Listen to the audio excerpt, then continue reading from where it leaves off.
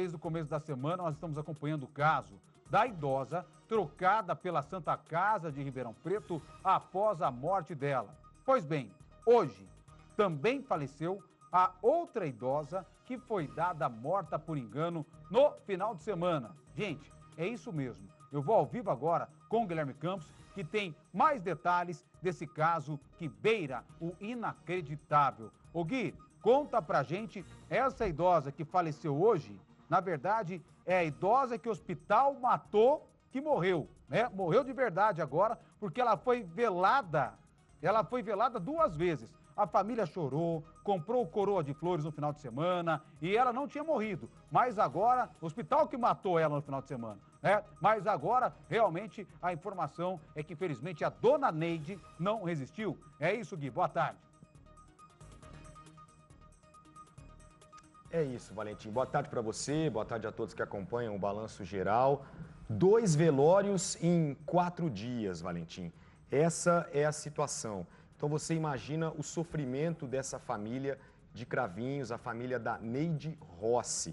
Então essa história começou no final de semana, 2 Neides internadas na Santa Casa de Ribeirão Preto, Neide Basso e Neide Rossi, Valentim. E aí a Neide Basso, que morreu, o corpo da Neide Basso foi levado para o velório de Cravinhos, né? Porque a Santa Casa comunicou à família da Neide Rossi que a Neide Rossi morreu. E aí a família já entrou em contato com a funerária veio até a Santa Casa de Ribeirão Preto e pegou o corpo da Neide Basso. E aí começou o velório e depois de 1 hora a família percebeu que não era o corpo da Neide Rossi, e sim da Neide Basso. E aí a família entrou em contato com a Santa Casa, o corpo voltou para a Santa Casa e aí a família foi informada que a Neide Rossi estava na Santa Casa, internada já há quase 1 semana. Quem morreu foi a Neide Basso.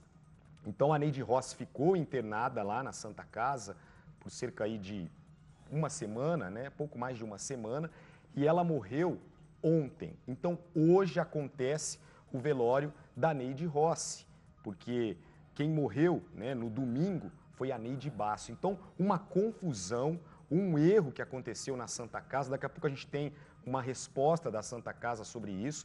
E hoje eu estive no velório, né, da Neide Rossi. Os familiares abalados, não quiseram gravar entrevista. Você imagina, pela 2ª vez eles estão passando por isso. Na primeira vez não era a Neide Rossi, né? Estava lá um corpo de uma desconhecida. E hoje sim, o corpo da Neide Rossi. Nós chegamos lá em Cravinhos por volta das 9 horas da manhã. Acompanhamos a chegada do corpo da Neide Rossi, consegui conversar com o motorista da funerária. Daqui a pouco você vai acompanhar essa entrevista, você vai ver o que ele disse pra gente, né? O que aconteceu na primeira vez que ele saiu de Cravinhos, veio até a Santa Casa de Ribeirão Preto para fazer o transporte do corpo. E aí você vai entender, né, como foi essa confusão que aconteceu envolvendo 2 famílias, uma família de Cravinhos e uma família de Pontal. Daqui a pouco a reportagem completa. Agora, Valentim, eu já vou aproveitar para ler a nota da Santa Casa. Ninguém da Santa Casa quis gravar entrevista e a Santa Casa enviou uma nota aqui para a nossa produção sobre o que aconteceu, né? Essa confusão, um corpo que deveria ser encaminhado para a cidade de Pontal foi para Cravinhos, porque 2 mulheres com o mesmo nome estavam internadas na Santa Casa. A Santa Casa de Ribeirão Preto informou em nota que, conforme declarado pela família de Neide Rossi Benzi, atendendo assim às normas estabelecidas pela Lei de Proteção, a paciente faleceu nesta quarta-feira. A instituição reafirma sua solidariedade à família nesse momento. O velório acontece agora em Cravinhos, começou por volta das 11 horas da manhã. Bom, e agora eu vou conversar com o advogado que está aqui comigo, doutor Eduardo, né, o doutor que é presidente da Comissão de Ética da OAB de Ribeirão Preto, e vai falar para a gente como funciona a partir de agora, porque as famílias registraram um boletim de ocorrência, pretendem processar a Santa Casa. Doutor Eduardo Silveira, boa tarde, obrigado pela presença. Boa tarde, doutor, que confusão, hein? O que essas famílias agora devem fazer? Boa tarde, Guilherme, boa tarde, telespectadores. Olha, é um caso muito triste, muito doloroso, mas que infelizmente acontece, né? Não é a primeira vez. Tanto, Guilherme, que já tem até jurisprudência a respeito. Os tribunais já até fixaram um entendimento sobre as consequências jurídicas de um caso como esse. E aí o que diz a justiça, então, em relação a isso, doutor? Olha, a primeira família que fez esse velório sem precisar ter feito, né, um velório sem necessidade, primeiro, ela tem que ser reembolsada de todas as despesas que ela teve com esse velório. E é evidente o dano moral, né, Guilherme? É um caso de extremo sofrimento, sofrimento psíquico, dor e, por que não dizer, até uma certa humilhação, né? Você, no meio de um velório, descobrir que você não está velando o corpo do seu ente querido porque houve um erro da Santa Casa, né? A segunda família, eu entendo que também tem direito a uma indenização por dano moral, porque ela teve o comunicado do óbito, né, foi retardado por causa desse erro. O corpo foi para Cravinhos, voltou, né? Então, dano moral por conta da dor, do sofrimento psíquico causado por esse erro, né?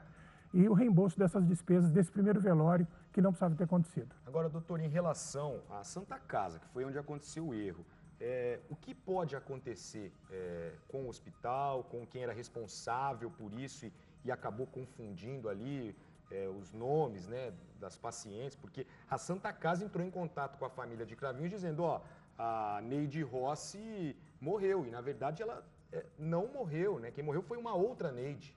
Bom, provavelmente a Santa Casa vai abrir uma sindicância interna para apurar a responsabilidade por esse erro, né? Mas a consequência jurídica para a Santa Casa é essa responsabilidade civil, tá? E o dever de indenizar. Agora, doutor, eu conversei lá em Cravinhos, né, com algumas pessoas e aí até um morador disse o seguinte, que quando ele passou por uma situação como essa, que morreu um parente, ele foi chamado até o hospital para reconhecer o corpo, para até não ter esse tipo de confusão. Isso deve acontecer nos hospitais? Existe alguma lei, alguma coisa assim? O senhor tem conhecimento? Não, sim, isso é um procedimento comum, né? Quando morre um familiar, nós somos chamados para ir lá e reconhecer, né? Isso acontece com todos nós. Que foi o que não aconteceu dessa vez. Guilherme, mas eu queria fazer uma observação também com relação à funerária. Eu entendo, claro, que a responsabilidade maior é do hospital, né? Sim. Mas a funerária também foi lá buscar o corpo e quando lhe foi entregue o corpo, foi entregue também O atestado de óbito. Então houve aí também um erro. uma desatenção da funerária, um erro, né? Que pode, às vezes, gerar uma responsabilidade solidária entre a funerária e a Santa Casa. Eu até conversei com o motorista da funerária hoje, ele disse que estava ele com uma outra funcionária. E que essa funcionária que é responsável por olhar lá o atestado de óbito para saber, ó, então se ela tivesse olhado ali direitinho, bom, o atestado de óbito é da Neide Basso e não da Neide Rossi que eu venho buscar. Opa, tem coisa errada aqui. Exatamente. Então houve uma falha também da funerária, que um pouco de atenção na hora de receber o atestado de óbito talvez pudesse ter evitado essa confusão toda, né? Agora, o senhor falou, né, que tem jurisprudência, então quer dizer que é algo que acontece no Brasil? Acontece. Os tribunais já analisaram vários casos desses, infelizmente, né? Onde há um erro na entrega do corpo, entrega-se a pessoa falecida errada, né? É uma situação realmente muito dolorosa, muito triste, né? Mas terão que responder perante a justiça pelas consequências, né, Guilherme? Doutor, e aí então é o seguinte, as famílias já fizeram um boletim de ocorrência. E agora, quais são os próximos passos? Bom, as famílias provavelmente já contrataram um advogado da sua confiança, né?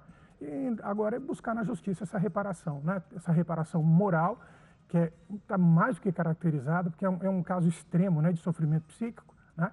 E também o reembolso das despesas desse primeiro velório, que não precisava ter sido feito. No velório de domingo, que foi feito por engano, né, a gente tem até imagens que já mostram as coroas de flores lá. Então, ou seja, essa família teve gasto com coroa de flores, com todas as despesas ali do velório. Exatamente. Tudo isso tem que ser reembolsado.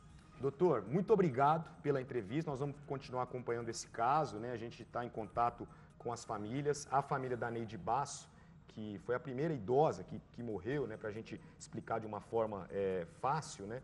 Então, foi a Neide Basso que morreu na primeira vez, né? No final de semana, quando começou toda essa história, e agora a gente voltou a falar do caso, nesta segunda vez que estamos abordando isso aqui na programação da Record, porque agora morreu a Neide Rossi. Então, nós conversamos com a família da Neide Basso, né? Foi o irmão dessa idosa. Hoje a gente voltou lá em Cravinhos, mas a família da Neide Rossi não quis gravar entrevista, né? O pessoal muito abalado e a gente entende, né, doutor? Uma situação muito difícil, porque é uma família que fez um velório sem precisar e hoje sim, vivendo o velório, né?